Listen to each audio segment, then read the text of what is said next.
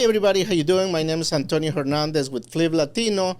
Today, I have the privilege to have one of my friends and investor and mentor, RJ De Leon. Welcome, RJ. Thanks for having me.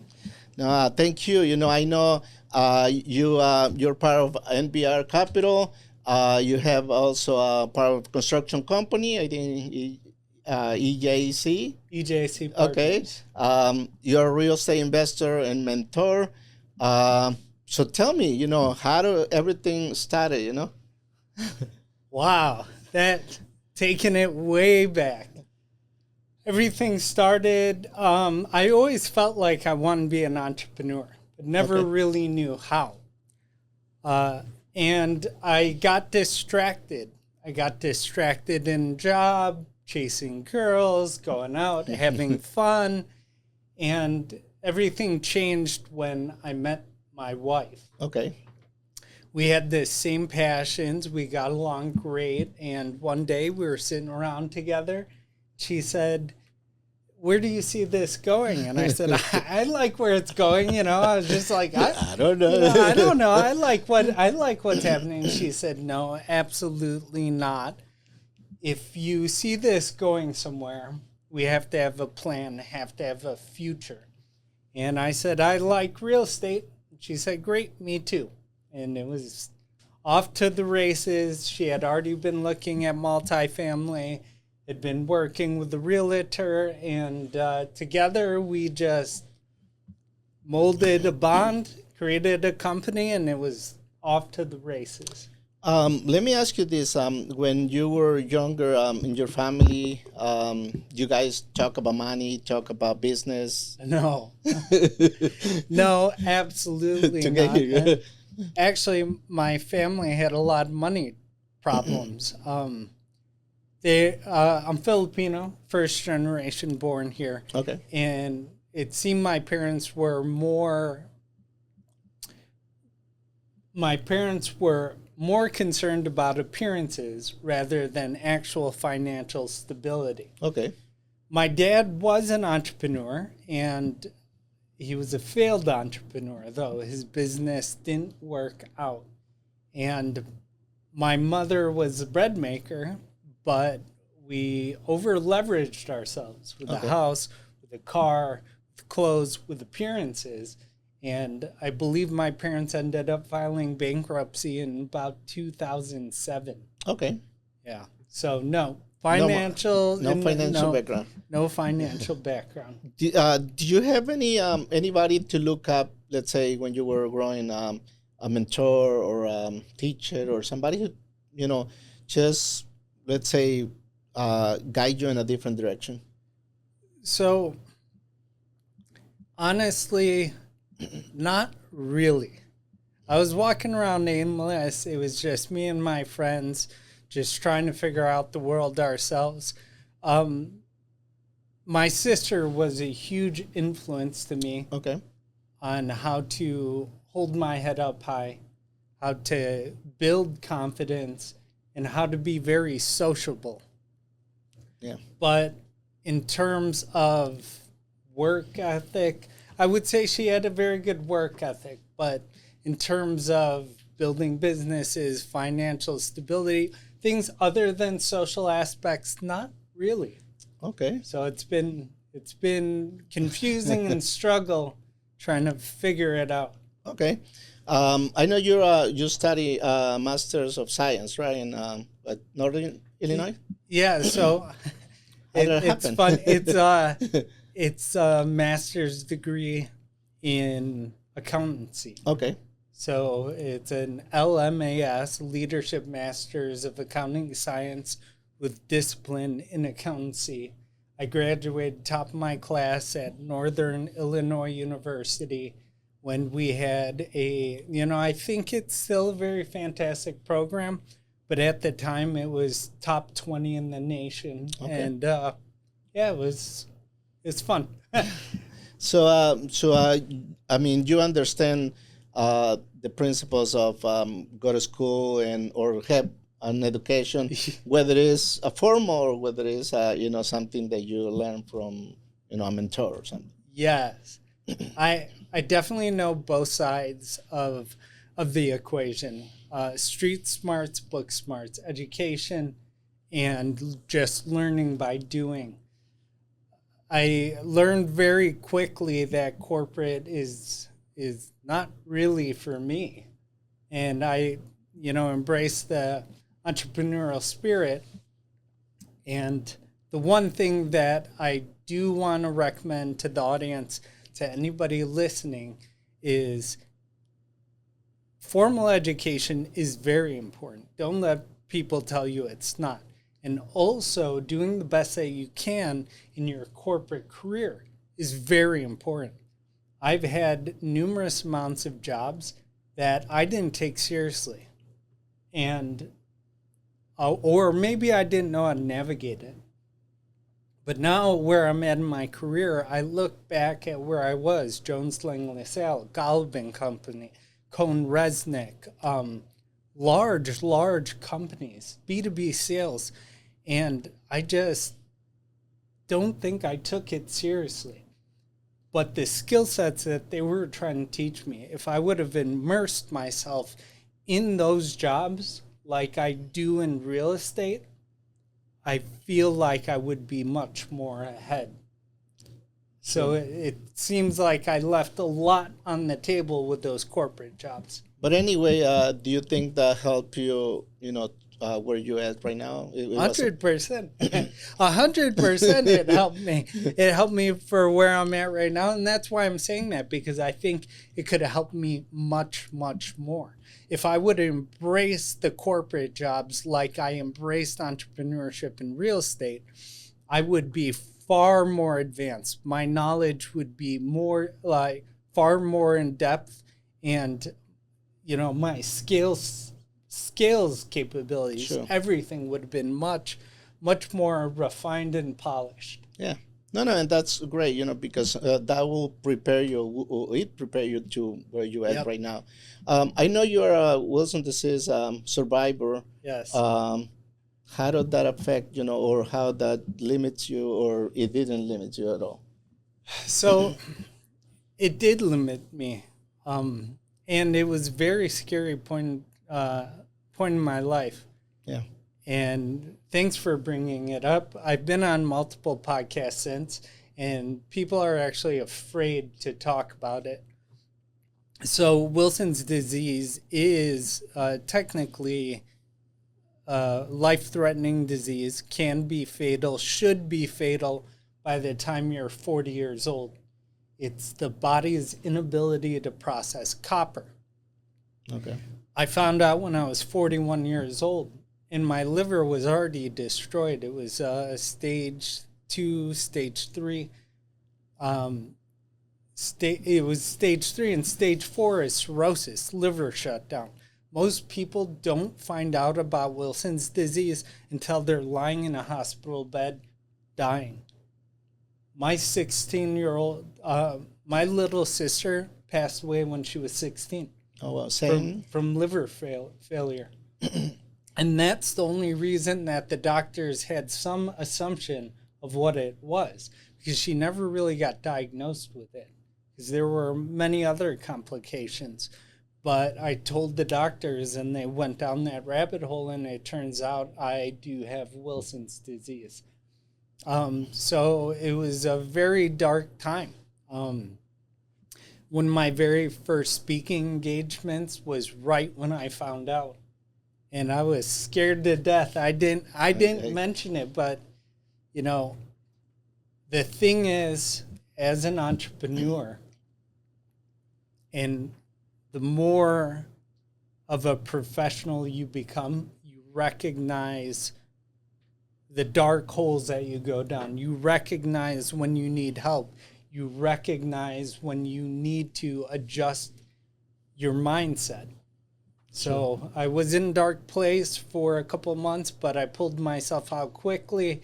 I'm on medication now. It's still difficult, still weighs on my mind very heavily. It's only been about a year now. Almost a year exactly, because it was February 2024. Oh, wow. So you just find out how long it's been since you find out that you're February 16 or 22nd, 2024, I found out. I think it was right before February 22nd because that was my first on-stage speech. Okay. It changed something? I was raising capital very heavily at the time. I think that year we raised $3 million or something. So I was on phone calls a lot. I was on phone calls every day, and my speech, it started becoming a speech impediment. My voice was shaky. It would start and stop. I physically couldn't control my speech. Okay. And it was very weird, awkward to me. And it made me feel like I could see it on people's expressions. They would question if I even knew what I was talking about. Sure. Because my cadence was wrong. It's very similar to early onset Parkinson's with tics and voice disabilities. So that I started going to doctors, and I went to 6 different doctors before they were even able to pinpoint what it may be. Yeah, no, and that's I think that was a scary, and also just to open up, it's something that people sometimes doesn't want to talk about, their dark moments, or the moments that make you change something. I realized something. So in today's world, everybody's facade is always to be as strong as possible at all times. Yeah. And it's really not quite feasible. I don't know when our society changed, when our society stopped supporting each other to the depths that we used to, when the world used to be all about communities. So I realized something, that I'm not strong all the time. And if I try to act strong all the time, I'll get myself in trouble. Yeah. I need to recognize my feelings, my fears, and I need to share that. Now, who you share it with is very important. That's the most important part. And that's why you have to have a core group that supports you, right? That's right. Yep. And that's why we created NVR Capital Club.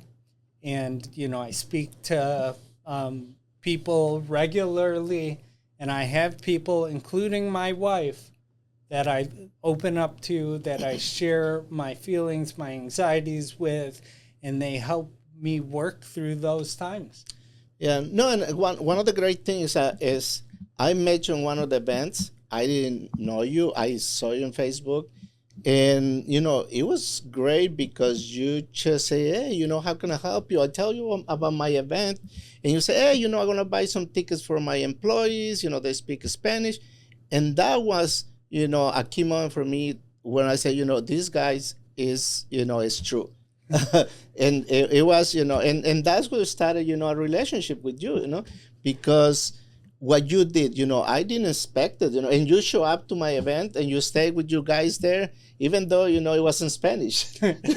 That's so, right. Yeah. So thank you for that. I think you're really great, and I appreciate that. And it's great that we're vulnerable sometimes, and we have to show it, because like you say, everybody tends, everybody's riches, and they're going great, on Facebook and everything. Yeah. But we all go through dark times, Yeah.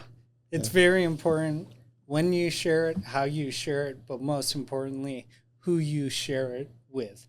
Yeah. So also, I know you, and we talk about this. You've been traveling around the country. You rent a camper, or how do you do it? How was that? So hopefully everybody in their career will reach a point where they understand and realize that money isn't everything. That the physical things and monetary things, they aren't everything. Happiness is everything. Being with your family is everything. Sure. And we had a bit of success, and we wanted to travel. So we wanted to live outside the country for some time. But we had 3 dogs, a newborn, and we knew it wasn't feasible. Sure. So we started researching, and we found RV life, camper life, Sure. van life. And we did our research, and everybody tells me this. I wish I could do what you do. And I said, you can. You just got to plan, make the decision, take action. Because I found camper life, told my wife, she said, make a plan. And 6 months later, we were on the road. Wow. For 9 months. Bought a 44-foot camper, Starlink, bought a new truck. You know, not everybody could do it financially, but there are ways to make yourself happy. Sure. We knew that was going to make us happy. We made the plan, found out the plan was feasible, took action. We were on the road by January. Okay. By January. How that affect, or how do you run your business? It's hard. Oh, man, it's hard. My business almost failed. My business almost failed twice. Okay. It's part of entrepreneurship. You know, I was ready to let it go. It was a high stressor for me. So haphazardly, I put some people in charge, and I just left. I was like, hey, we'll be okay. Yeah. But it wasn't okay. You know, it was a lot of learning lessons. Business almost failed, came back home, picked it back up, was going to shut it down. And then I was speaking about it. You know, a lot of people know me for the construction company. And I said, well, I'm going to shut it down because it's more stress to me than it is help now. Sure. And I have a different lifestyle. But I was telling people, and somebody decided to pick it up for me. And we're actually in the middle of a sales negotiation for the business now. We have ironed out the details, so I should be selling that company, majority equity in that company within this month. Oh, it's great, man. So, and that's what, you know, everybody, oh, you know, he just went up, you know, and nothing happened. You know, it's like, no, we been through a lot of stuff, you know, and I said, because I've been through that. How do you manage, let's say, so you were working, your wife was working also? Mm-hmm.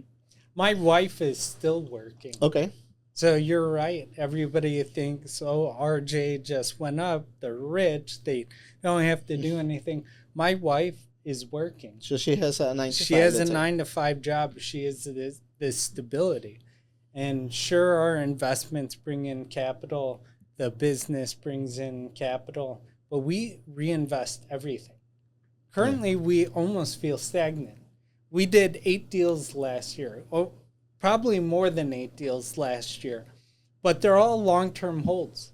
You know, it's all delayed gratification. So last year, all we saw was money going out. And now I'm here. I feel so stressed, but I have to think back. Oh, I put money in this deal. I put my money in 8 different deals. And it's going to come back. But I understand. Man. I did the same. Right? It freaks me out. And I'm just waiting to come back, you know? Yeah, just come back, please. Yeah. So right now, so do you recommend somebody who's going to start in a real estate to leave her job, you know, 9 to 5 and just going into real estate? Absolutely not. So I actually, as you said, I mentor a lot of people. Yeah. A lot of people come to me for advice. They either pay me for my time or they're part of Capital Club, which is a paid membership. Sure. So I was mentoring somebody the other day, and he was trying so hard to make his construction company work. He was making a lot of mistakes. And I said, well, what's your goal? What are you trying to accomplish? He said, I want to get out of my 9 to 5 as quickly as possible. I said, you're doing it wrong. You need to think about it differently. That 9 to 5 is your savior right now. How are you running your business profitably? Well, because actually that was one of the questions. His business wasn't profitable because he was just trying to run as fast as he could to build revenue to leave his 9 to 5. I said, isn't your 9 to 5 saving your company right now? And he said, yeah. I said, okay, so if you build this company incorrectly and leave your 9 to 5, you're still just going to have problems and headaches. Yeah. Be patient. Rely on your 9 to 5 and build slowly. Build correctly. Don't be as impatient to leave the 9 to 5 because right now that's saving you. Sure. And it's going to take time, right? I don't always recommend to leave 9 to 5 right away, but I do recommend to be mindful of that influence, because that's all social media says nowadays. Leave your 9 to 5, replace your income. Right away. And that's because the influencers don't talk about things that you and I talk about the vulnerability, about the dark times, about the stress, the anxiety. Being in good company is very important. So I would recommend that you join a community or talk to people like you and I regularly before you make that decision. No, and we talk about this sometimes. I mean, sometimes we have 100, 200, 300,000 on the account. Yeah. Sometimes it's nothing. It's zero. It's depleted. Yeah. And they say, okay, I'm just waiting, to raise. Yes. But no, that's great that you can say that, because out there nobody share. Nobody said, oh yeah, you can become millionaire, in a year. They're typically the people trying to sell the program so you leave your 9 to 5. But to be quite honest, the only reason we've been able to live this lifestyle while investing so much is because my wife has a 9 to 5. And that causes a lot of stress and a lot of anxiety, because she's working very hard at a 9 to 5 and feels handcuffed. Yeah. And I'm working very hard on the business, and she sees me working on the business, and she wants to do that too. So, and it's a mutual relationship that you guys know that the 9 to 5 is just to pay the bills, but you're working on your dream, right? Yes. In a bigger scale. Together, so that once we get that success and it skyrockets, she can leave her job and we're okay. The whole point is to set it up so we could be okay for the rest of our lives. Right now, it's the patience that we're building appropriately to get there. So right now, your model or what you're doing is, so you guys building high-end properties. So we have pivoted multiple times throughout our career. Is that good? Is that bad? I don't know. A lot of times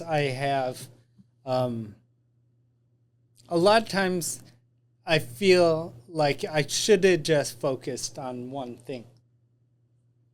Where we pivoted is we realized how difficult it is to be very active in the business. So we pivoted to large-scale syndications, working with other partners and operators so that we could scale significantly as a team and share the skill sets that we all have. Okay. So currently, we're building 8 single-family homes, and we've partnered with 2 different developers. Okay. And our part is the capital, bringing capital, getting the investors together, managing investor relations.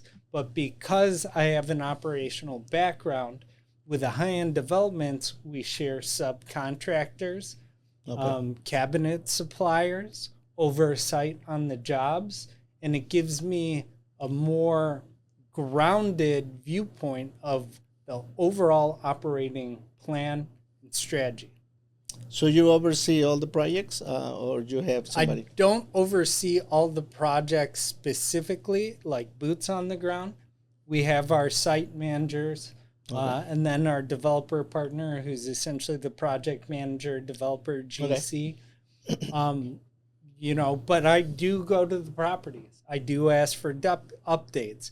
We do have transparency into the bank accounts, into the construction timelines. Where are hiccups? Where are holdups? Who do we need right now? Do we need a plumber? Do we need an electrician? Do we need new cabinet supplier? Yeah. And because I have experience with that, that's where I step in. And that's where I can help.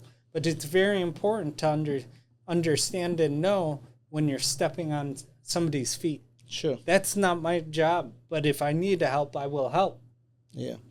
How important the relationships are in this business? You're setting it up. Of course you know. Relationships are everything. There's a saying in real estate. If you want to go fast, go alone. If you want to go far, go together.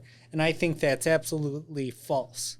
If you want to go fast, go together. If you want to go far, go together. And the reason is real estate's absolutely a team sport. You cannot even get one single transaction done unless you have a team. I'm talking about a broker, insurance specialist, inspector, attorney, your contractors. You're not going to be doing every single aspect of a real estate close. You need a team. When you want to scale, you need a team. You're not going to be doing construction on 3 projects yourself, even with subcontractors as help. Yeah, I know investors out there that are still buying the homes themselves and rehabbing the homes themselves. That's one project at a time, typically for 6 months to a year, especially when you're doing stabilization projects. And you got to lease it up. And if you're selling it, you got to dispose it. There's so many different things. Now that you took that point, there's people who also use their own cash. Mm-hmm. Is something, I mean, their own cash, not the bank, and okay. So it's a good thing to use your own cash and wait, 1 year or 2 years to finish it up, right? No, you're setting me up here. You should always leverage debt, but you should also leverage relationships. Sure. You're going to get to a certain point, unless you have a trust fund, unless you have millions of dollars in the bank, which if you do, you're typically not trying to get into real estate, that you're going to be tapped out capital-wise. So it's very important to leverage debt, to leverage relationships, to build partnerships. So that's one of the things that has allowed us to build a very large real estate portfolio, investment portfolio. So it's not always, but use other people's money, right? Yes, OPM, other people's money, PML, private money lenders. There's a lot of acronyms, but it all starts with relationships. People need to know, like, and trust you. People need to know that you know what you're doing, that you know how to operate a business, that you're tied to the ground in the operations, the operational strategy, because you're playing with other people's livelihood, other people's lives. So you have to be diligent. And you have to deliver, right? You have to deliver. Yeah. Yeah, that's great. I think you already comment on this, but do you think it's good to chase money or to chase a dream or something else? I feel it always starts with money, right? with chasing money. As an adolescent, you don't know anything better. Social media nowadays tells you chase the money. Yeah. And that's what I was talking about. You get to a certain point in your career, in your life, maybe it's age, maybe it's success, where money doesn't mean anything anymore. It's really about happiness and relationships and self-fulfillment, self-growth. So it's really important to understand, why are you doing this? And make sure that your goals are not always monetary. Make sure you have intrinsic goals, things that are going to make you happy, apart from materials and money. Talking about that, everybody talks about their why. So what's your why? What are you doing this? I am doing this so that I could spend more time with my family. Okay. At the end of the day, it's so that me and my family can live comfortably together and happy, where we eliminate the stressors of a financial burden. Unfortunately, money always has to be part of the equation because how society is. But it's up to you to understand how much money is that. And it's not to think how much money do I need, but what will make me happy? And you'll find when you have 500,000 in the bank, you're happy. Yeah, you had zero. But when you have 300,000 or when you have 30,000 in the bank, you're also happy. Because happiness is a mental state. And money doesn't make you happy, and that's a testament to all the rich and wealthy people out there that are miserable. Sure. What kind of pain or hassle, do you go now that you're in this level? You know, are they bigger than before? Yes, they're absolutely bigger than before, especially when dealing with other people's money. Sure. We have financial burdens out there right now in the millions of dollars. And right now, all we're worried about, all we're focused on is that we deliver. That's me. That's who I am. So I stay up at night. I'm stressed, and I have anxiety at night because I'm worried about other people's livelihoods. Sure. So it definitely takes on a bigger stress component, and that's all individual for who you are. And as a professional, you need to learn how to manage that.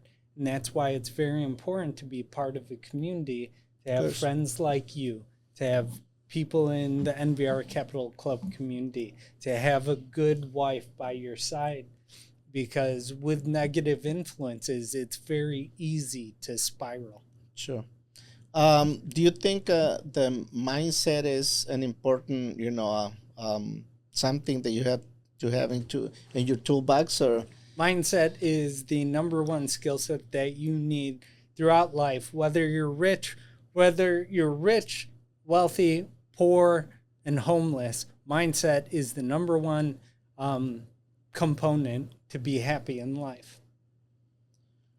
Yeah, because if you don't have the right mindset, you can't accomplish anything.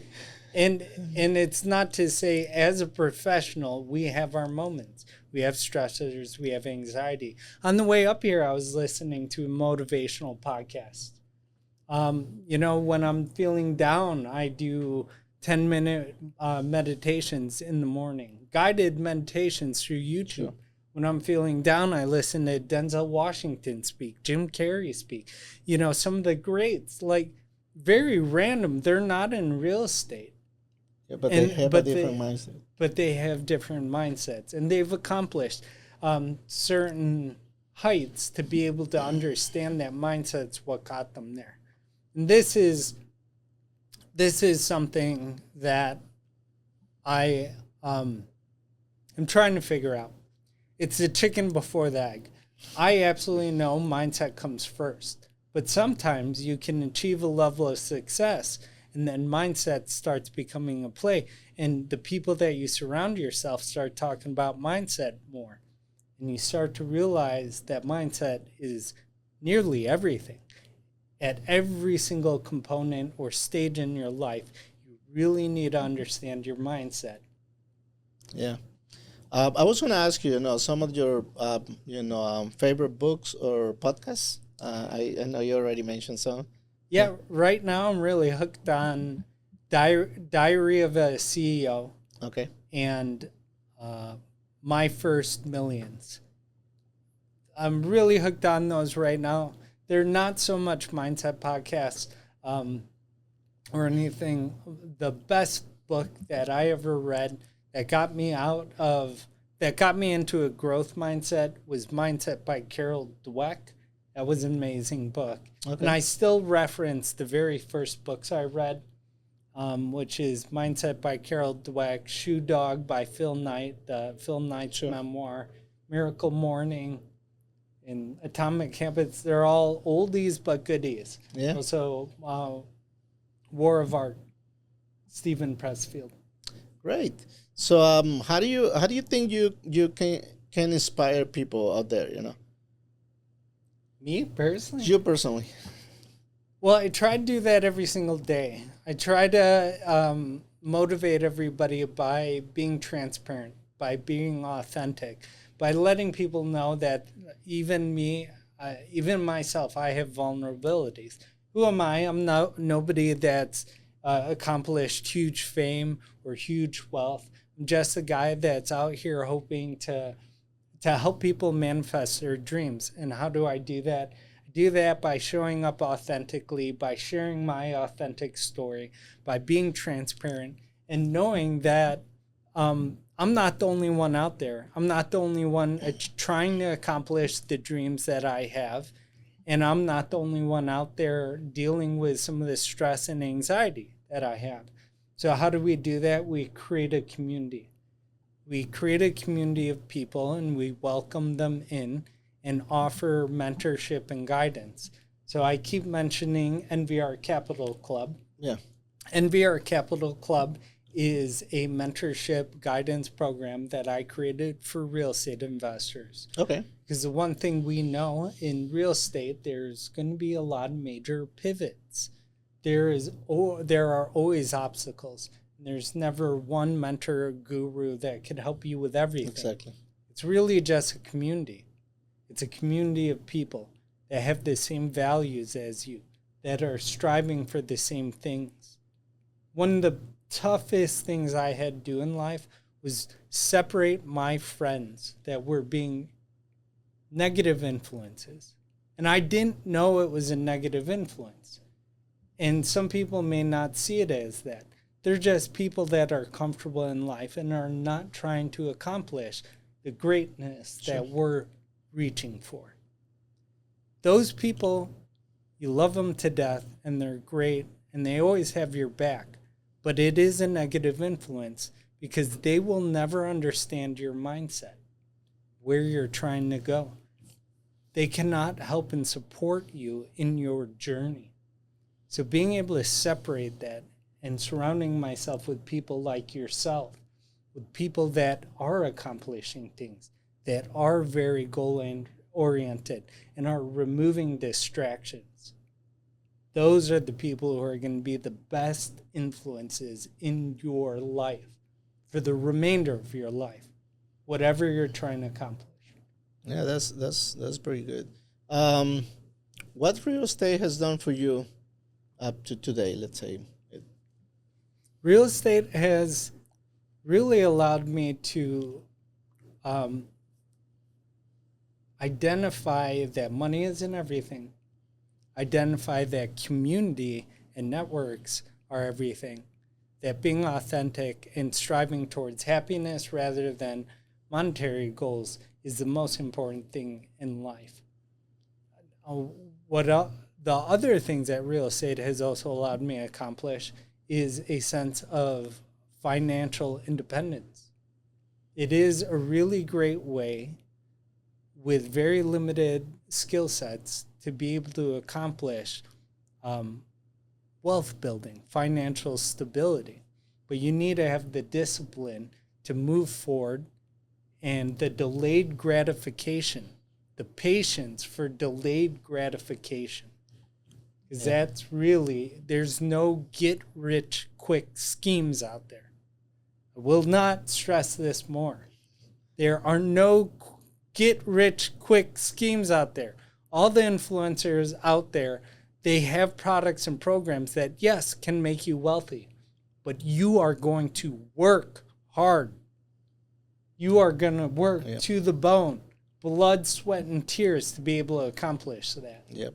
Sleepless nights, right? Sleepless nights. and a lot of stress. A lot of stress. And it's not quick, yeah. How do you define success? For you, what's success? I feel like I'm extremely successful right now. And that's because I have a loving wife, a supportive wife.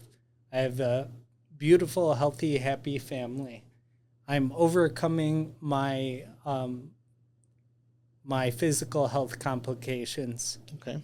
And I have discovered who I am and who I want to be. Yeah. And that's success. Yeah, and that's perfectly fine. People think success is have a lot of money, and it's not. You get to a point where you say, well, yeah, I have the money, but now what, right? Yeah. It's great. What's financial independence for you? How what? Let's say define it in, I don't know, some words. Defining it in monetary terms, financial independence, I don't want to put it into a dollar amount, but it would be where my wife and I can dictate our own schedules, are comfortable with the lifestyles we have, and are not worried about how our children are going to eat or if they're going to good schools, and if they are going, and if we could afford clothes on their back. Sure. Yeah. That's financial independence. What that means in dollar amount, I mean, some people could accomplish that with $50,000 a year. Yeah, exactly.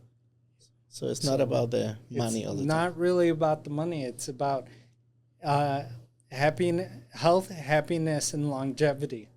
So being able to sustain a happy lifestyle. What can you what advice can you give to an investor who is just starting and he doesn't know whether to go into, I don't know, fix and flip, and to do rentals, to do what do they have to educate first, or I mean, how do they start? It always starts with education, and a lot of people hate education. It's dry, it's boring. You could only learn one subject at a time. So it's really about networking. That's really honestly why I created the NVR Capital Club, because that's exactly it. There's so many different disciplines in real estate that you don't know what you want to do or what you want to accomplish without experiencing all of it, without networking, without talking to people about all of it.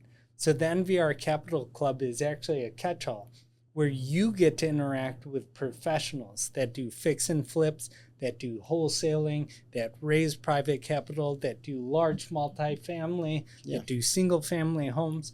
Because the point is that you could pay for a $40,000 a year mentor. What happens when you no longer want to do flipping? Say you pay $40,000 for a fix and flip, for a fix and flipping program, mentorship, and halfway through the year you realize you don't want to do flipping. What then? That's why networking is extremely important. That's why you have to get out there and experience a lot of different things. Do the low barrier entry things. And that's what we did with NVR Capital Club. Very low barrier to enter. You talk with many different professionals. And that way, if you have to pivot, you can pivot without a large financial burden over your head. Tell me a little bit about the NBR Capital membership. How can they get mentors for most stuff, and how do they get a hold of you? How do they get do you have a website or something? Yeah, so you could go to nvrcapital.us. I like to say us. I hear that. Us together. nvrcapital.us. You can learn a lot there, but I'm constantly posting about it. You could come to some of our free webinars. We have mentors and leaders in the program that are experienced in everything, whether it's lending, private money loans, whether it's fund development, partnerships, raising private capital, fix and flips, multifamily. Yeah. We have multiple leaders that you can speak with and talk to regularly. Direct access, 30-day or every single day a month, 24 hours, 7 days a week, with education on the background. So it's actually based in the metaverse. And a lot of people don't understand what that means. So I encourage you to come check it out. Reach out to me, on the socials. Let's chat. I would love to show you the platform.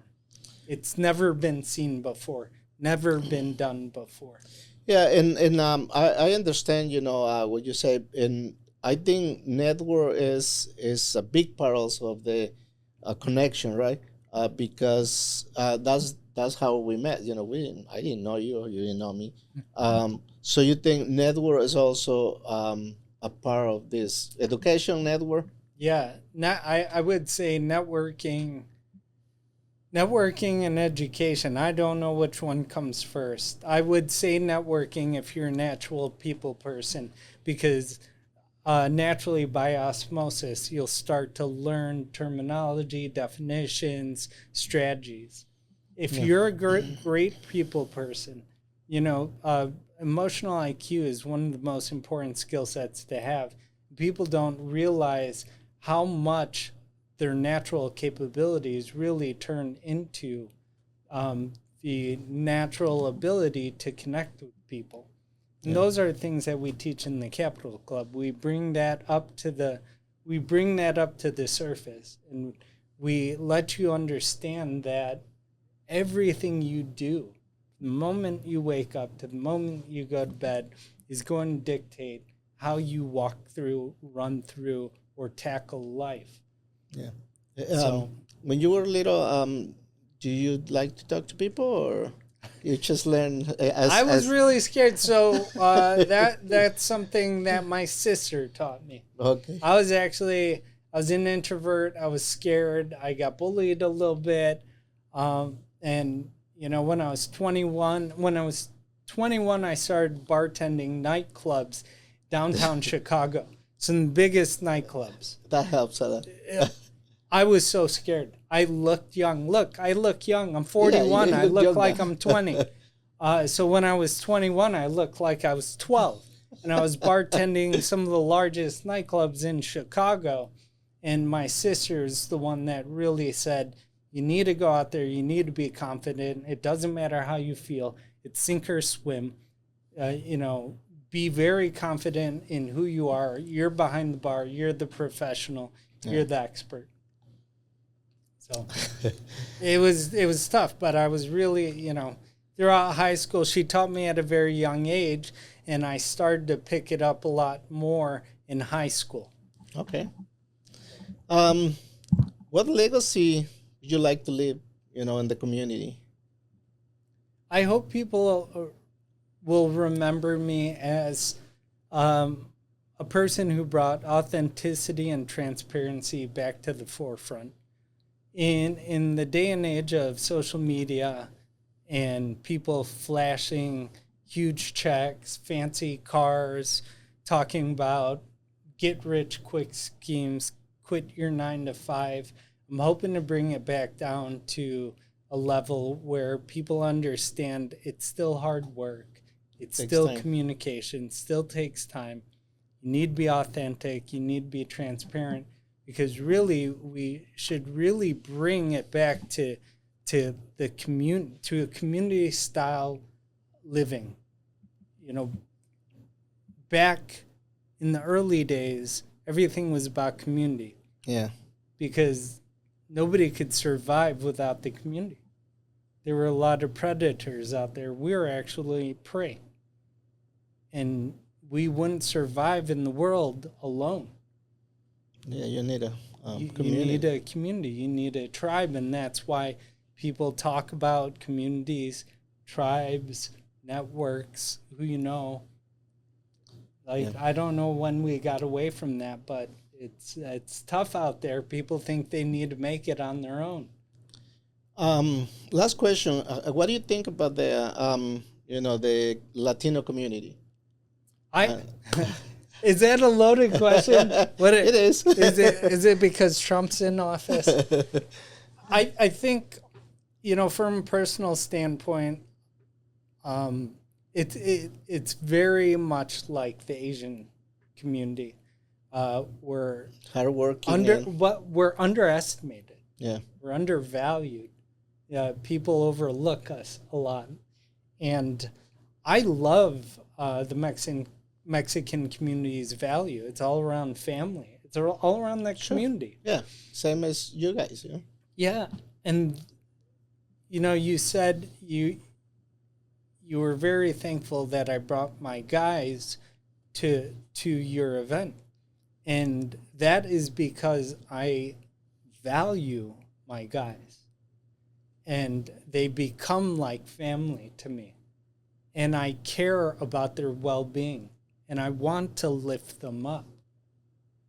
I want to help them out. So when I found out that you were doing Spanish-speaking events, I've been trying to talk to my guys about that. There's a language barrier. And I said, hey, you want to learn what I do? I want to teach you what I do as well. So if you're interested, I want to bring you to this event. I want to share it with your community. And I want to introduce you to the right people that will help you out. And that's why I brought them there. So, yeah, you guys are, it's amazing. Hardworking, undervalued, often overlooked. Just like me, Yeah. No, RJ, thank you for your time. I think we can keep talking and talking. Right? Forever, Forever. But I think, you touched a lot of points, a lot of great information that people can take, and use it, But thank you for coming to Flip Latino. How do we find you? What's your social media, your website? Yeah. So I'm RJ De Leon on Facebook and LinkedIn. Okay. RJ the Investor on Instagram. And you could find me, my website's nvrcapital.us. Well, thank you for your time. Thank you for coming. This is Flip Latino, Inversiones en tu idioma, in Spanish, and now in English with RJ. Thank you. It was a pleasure to have you.